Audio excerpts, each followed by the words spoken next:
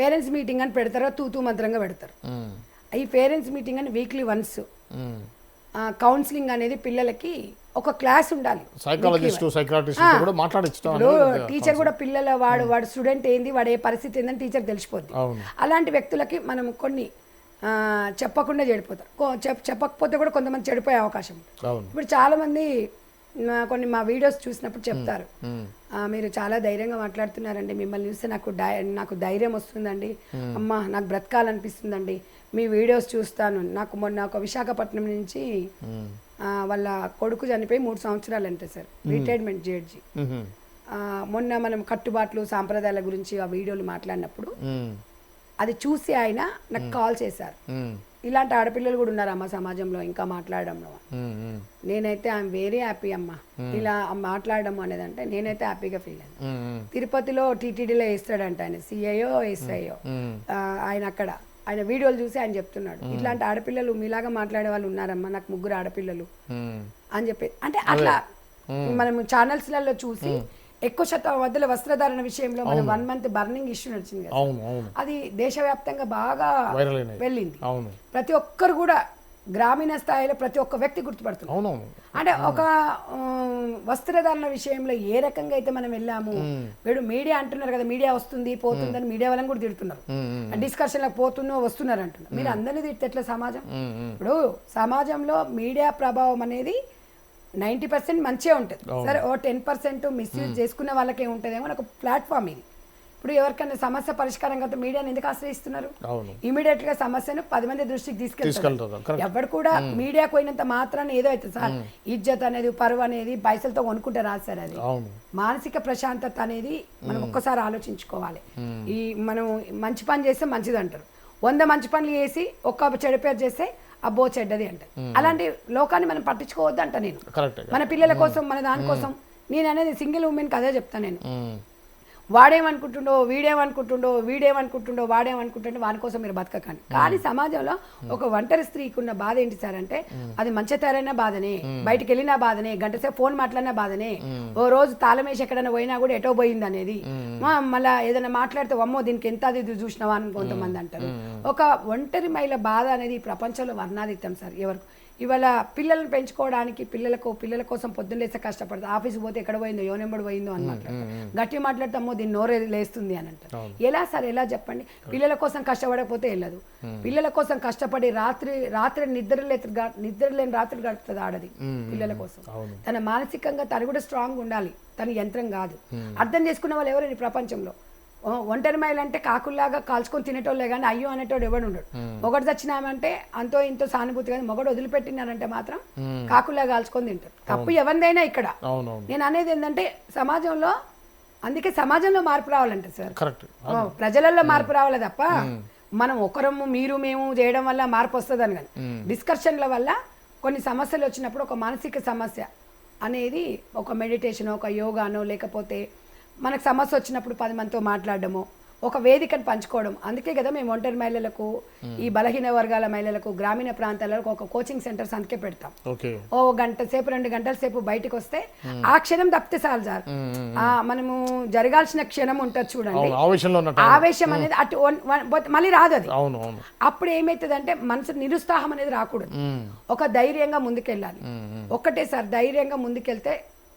ఇవాళ మొండిగా నేను ఒక వస్త్రదానం 1 month ఫైట్ చేశా.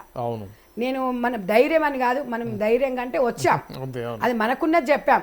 మనం ఏం రోజు స్క్రిప్ట్ మనమేమో బుక్కులు చదువుకొని రాలేదు, ఎవరైనా మనం ఏమైనా స్క్రిప్ట్ ఇస్తే చదవలేదు. అది మనం పెరిగిన వాతావరణం, మనకు సమాజంలో ఏదైనా సమస్యలు. నిజంగా అది మనం టాపిక్ అది సీరియస్గా మాట్లాడిన తర్వాత ఇప్పుడు మన సినిమా ఫంక్షన్లో చూస్తుంటే 100% హీరోయిన్స్, యాంకర్స్ అందరు కూడా వస్త్రధారణ అనేది ఒక పద్ధతి ప్రకారం వస్తున్నారు. సో మీరు అన్నట్టుగా సినిమా షూటింగ్ అట్లానే ఉండండి, బయట ఎందుకు అట్లా ఉంటున్నారని చెప్పి మనం మీరు అడిగిన పాయింట్ ఏదో ఉందో ఆ పాయింట్ ఖచ్చితంగా అందరూ ఫాలో అవుతున్నారు. సో అదొకటి. అది ఆ విషయంలో అంటే నేను అనేది అదే చెప్తున్నాను సార్. ఇప్పుడు సరే ఒక 5% 2% వాళ్ళని మనం మార్చలేము, 10% కూడా మార్చలేము, 80% మోర్ దెన్ 80% మనకి 90% మద్దతు ఇచ్చారు సార్, ఇచ్చారు కామెంట్స్ రూపంలో. కానీ అప్పుడు అనిపించింది సమాజంలో విలువలు సాంప్రదాయాలు ఇంత ఉన్నాయి అంటే వాళ్ళ మనసులో ఉంటుంది, మీలాగే వాయిస్ బయటకు వస్తే సపోర్ట్ చేస్తారు. నేను అదే చెప్తున్నాను సార్. ఇప్పుడు బయటకు వచ్చి మాట్లాడిన వాళ్ళకి సమస్యలు లేవని కాదు, అవును బోలెడు సమస్యలు ఉన్నాయి. అదే నాకు కూడా ఒక్కొక్కసారి కొన్ని ఇష్యూస్ నడిచినప్పుడు కొన్ని బ్యాడ్ కామెంట్లు పెడతారు చూడు, ఒకటి రెండు, నేను నిజంగా డిప్రెషన్కి వెళ్ళిపోవాలనిపిస్తుంది. అంటే మనం ఏం మాట్లాడాం, ఎందుకు ఇలా బ్యాడ్ పెట్టాడు అనేది అనిపిస్తుంది. ఒక్కొక్కసారి మనం ఎంత టోళ్ళమైనా కూడా ఆ క్షణంలో మళ్ళీ నన్ను ఏంటి ఇలా నేను ఇట్లాంటి విషయం వచ్చినప్పుడు డిస్కషన్ చేస్తాను మీడియా వాళ్ళతో కానీ, తమ్ముళ్ళు కానీ, ఎవరైనా మీడియా సోదరులు నాకన్నా చిన్నలు ఏంద్రా ఇలా ఇలా అన్నారు తమ్ముడు అంటే, లైట్ అక్క నువ్వు మర్చిపో అక్క, నీ గురించి ఇట్లా కాదు అక్క నువ్వు అని అంటే, అంతే అంటావా తమ్ముడు అంటే, అట్లా నేను డిస్కషన్ చేస్తే ఓకే అనిపిస్తుంది. అది నేనే లోపల పెట్టుకున్నా అనుకోండి, ఒక్కొక్కసారి నాకు మానసికంగా ఎక్కడో వెళ్ళిపోతున్నాను సార్. నేను అది చేస్తున్నాను. నేను అక్కడ వెళ్ళాను, అక్కడ మహిళా సంఘాల ముందే వేరే అక్కడ డోరు పగలగొట్టేశారు. అక్కడ మేము అనేది ఏంటంటే, డోరు పగలగొట్టడం సమస్య కాదు, అక్కడ ఈ పిల్లల్నిద్దరిని ఆ తల్లిని ఆ ఇంట్లో పెట్టాలి అనేది వాదన. అది ఒకవేళ చట్టపరంగా చూస్తే పగలగొడితే నేరం అంటుంటారు, కానీ వీళ్ళకి ఏదైనా జరిగితే అప్పుడు సమాజం సిగ్గుపడాలి. కాబట్టి మేము అనేది ఏంటంటే, వాళ్ళకి చెట్లను కల్పించాలని అడిగాము, చేశాము. నేను ఇక్కడ వేరే ఫోన్ మాట్లాడుతున్నాను, మహిళా సంఘాల వాళ్ళు పోయిండ్రు, డోర్ తీశారు, సామాన్ అందులో పెట్టేశారు. నేను వాళ్ళతో కూడా చెప్పాను, వాళ్ళ అత్త మామని పిలిచి, వాళ్ళ డోర్ తీసిన తర్వాత వాళ్ళు వచ్చారు. నేను వాళ్ళకి చెప్పాను, చూడండి అమ్మా ఇది మీ ఇంటి సమస్య, నాకు 15 రోజులు ఉంది చెప్పి నేను రాలేదు, కానీ ఇక్కడ సమస్య తీవ్రంగా ఉంది, కాబట్టి మీరు కూర్చొని సమస్యను పరిష్కరించుకోండి. బెస్ట్ మీ ఇప్పుడు మీరు అవునన్నా కాదన్నా మొన్నటి వరకు మీ బావగారితో ఉంది, మీ కోడలతో, మీ కోడలు ఇంట్లోనే ఉన్నారు. ఇప్పుడు కాదన్నంత మాత్రమే కాదు, భర్త చచ్చిపోయినంత మాత్రం మన కోడలు కాదనొద్దు. భర్త కొడుకు చచ్చిపోయిన కొడుకుతో పాటు పిల్లలు కూడా లేరని తప్పు అంట. నేను మనం చదువుకున్న వాళ్ళు, వాళ్ళు పాస్టర్స్ చదువుకున్నారు, సమాజంలో దేవుని నమ్ముకున్నాం అంటారు కదా, వాళ్ళే అలా చేస్తే ఇంకా ఏ దేవుడు ఎవరు చెప్తాడు అనేది నేను అదే చెప్పాను. అంటే వాళ్ళు విన్నారు సార్, విన్నారు. సరే మేడం మేము అంటే, మీరు కూర్చొని మాట్లాడుకొని వాళ్ళకు ఒక దారి చూపించండి పిల్లలకి, ఇద్దరికి పిల్లలకి చదువుకునే డిపాజిట్ చేసి వాళ్ళకు జీవితం ఏదో చూపించేసి పంపించండి, వాళ్ళ దారిలో వాళ్ళు వెళ్ళిపోతారు అనేది చెప్పినాం. మళ్ళీ ఈరోజు కాల్ చేశారు, మేడం మీరు అన్నదే కరెక్ట్ మేడం, మేము మా మామయ్య గారితో మాట్లాడాము, మీరు వాళ్ళ సమస్య ఎందుదో తెలుసుకొని మాకు చెప్పండి అన్నారు. That's all. ఏముంది సార్ అక్కడ, అది అప్పటి వరకు టీవీలలో అన్ని వచ్చి అది చేస్తే ఒక సమస్యకు పరిష్కారం అంటే, అమ్మాయి ఓపికతో కూడా చూసాం అక్కడ. నేను కనీసము ప్రయత్నం చేసి వాళ్ళ మామని పిలుస్తానే ఫస్ట్ రాలే, తర్వాత వాళ్ళు ఆలోచించుకొని నేను చెప్పాను, ఎవరో చేయడానికి రాలేదమ్మా, ఇక్కడ ఒక ఆడపిల్లకి అన్యాయం జరుగుతున్నప్పుడు సమాజంలో అడగాలి, మీ గురించి తెలుసండి మాకు అంటే, మేము ఎందుకు వచ్చాం మీరు అర్థం చేసుకోండి, మీ ఇంటి ఆడపిల్ల, ఏ పిల్ల అయినా ఆడపిల్ల.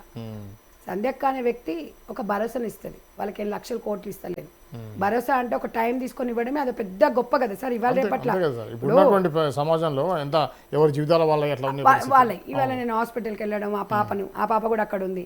ఆ అమ్మాయి మొన్న పావని ఆ అమ్మాయి పేరు, మధ్య అమ్మాయి పేరు, అది ఉరికొచ్చి పట్టుకుంది సార్ మొన్న, నేను అక్కడ చూసింది కదా, అది వచ్చి పట్టుకుంటే నా గుండె అయితే అసలు. ఫొటోస్ కూడా ఉన్నాయి చూడండి సార్, అమ్మాయి అంటే అందులో కొన్ని వాళ్ళు అలౌ చేయరు కానీ అమ్మ అని వచ్చి పట్టుకుంది. నాకైతే నేను చెప్పాను అనమాట, నా ఫోన్ నెంబర్ ఇచ్చాను, ఎంత ముద్దుగా ఉంటుంది సార్ అమ్మాయి. నేను అన్న క్రికెట్ ఆడుతూ పెట్టాను అంటే ఆడతా, కొద్దిసేపు నవ్వుపిచ్చి అది చేసి నాకు చేతనైంది నేను చేసా. ఫ్రూట్స్ కొడుకో అని చెప్పేసి 500 చేతిలో పెట్టి తెచ్చుకున్నాను, నేను మళ్ళీ వస్తాను, నువ్వు మళ్ళీ వస్తావా, మళ్ళీ చెల్లిని చూడడానికి వస్తావా అని. వస్తా పెట్టా, నేను ఇప్పుడే చూసినా కదా అని చెప్పిన.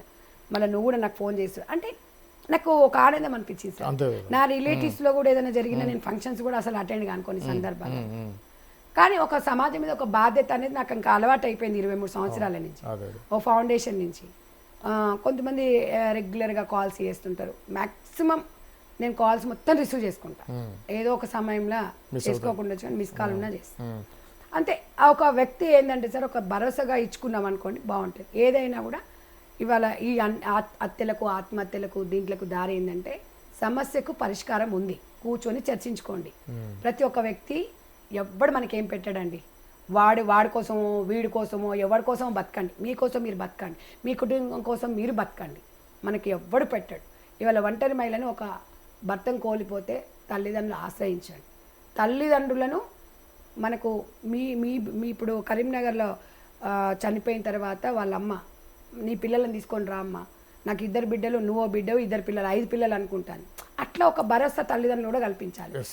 భర్తను వదిలిపెట్టి ఇంటికి వస్తే పక్కింటోడు ఏమనుకుంటాడు అంటే నీ బిడ్డ ఉండదు అప్పుడు అక్కడ. అంతే కదా. నీ బిడ్డ లేని లోటు అనేది ఈ ప్రపంచంలో పక్కింటోడుగా ఎదురు ఎవడూ దోల్చలేడు. కాబట్టి నేను అనేది ఏంటంటే సమాజంలో తప్పు చేయని వ్యక్తి ఎవడు ఉండడు.